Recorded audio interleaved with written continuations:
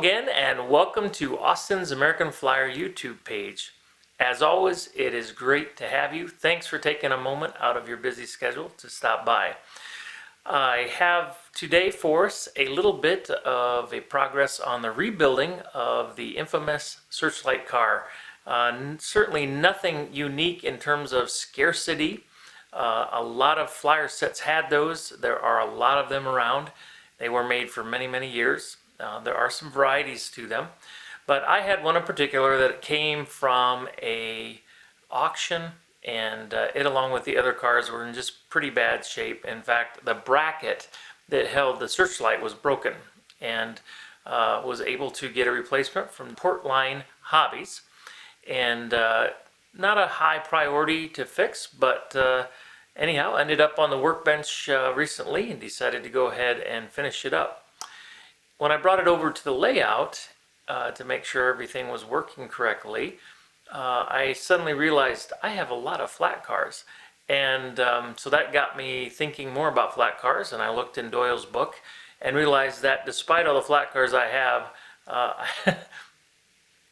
the representation I have here is nothing compared to the many varieties of flat cars that Flyer made.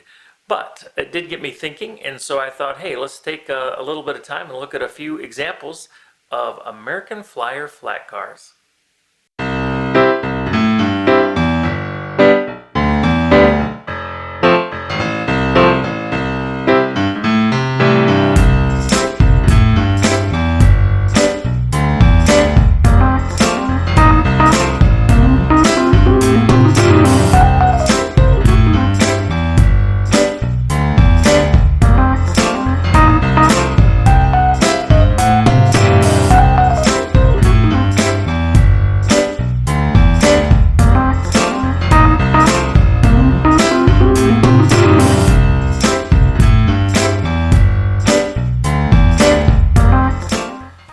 In front of us is flat car number 634, and it was made by American Flyer in 1948, and according to Doyle, has a scarcity level of 3, which means it's not scarce, which figures because I have 3 of them.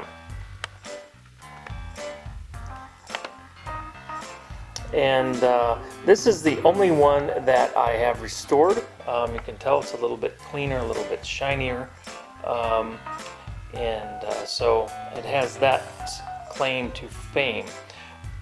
What's interesting though is the flat car used to support, or that the Searchlight rides on, was used over and over and over again. So if we take a moment to look behind here at this particular loaded car, the actual number on the side of this flat car is identical to the one on this Searchlight car. And if we scroll back here a little bit, you will see another loaded flat car. It has the same number on the side of it. And those, based on the couplers, appear to be from 1948, both of them. Here in front of us is a car that no longer has the load on it, but it again has the same number, and because of the fact that it's plastic, I believe this was from 1946, but no longer has the period accurate couplers on it. In front of us here is a car that hasn't yet made it off the out of the scrap bin, but again it has the same number on it. And while there's still one good coupler on it, it has the brass weight, so that tells me that probably this car is from 1948 as well. But moving forward a little bit in time, here is a log load from a flat car, and this one would have been from about 1953, give or take. So anyhow, I just thought I would share a little bit about some flat cars. And then back behind us are 2 more flat cars. Again, another Searchlight flat car. This is the 6th wheel depressed center from 1952. sorry, 1953. It has the knuckle couplers, and same with the coiled roll, also from 1953.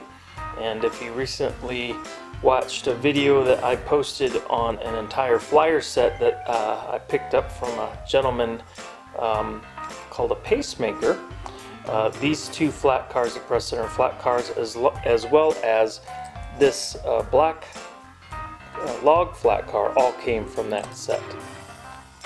I did want to just correct myself. When I was talking about the press center flat cars, I said 6-wheel, and I was referring to the trucks on each end. Technically they're called a 12-wheel depressed center, so apologize for that incorrect statement. But the other point that I thought might be worth mentioning is just the variety of loads that Flyer made.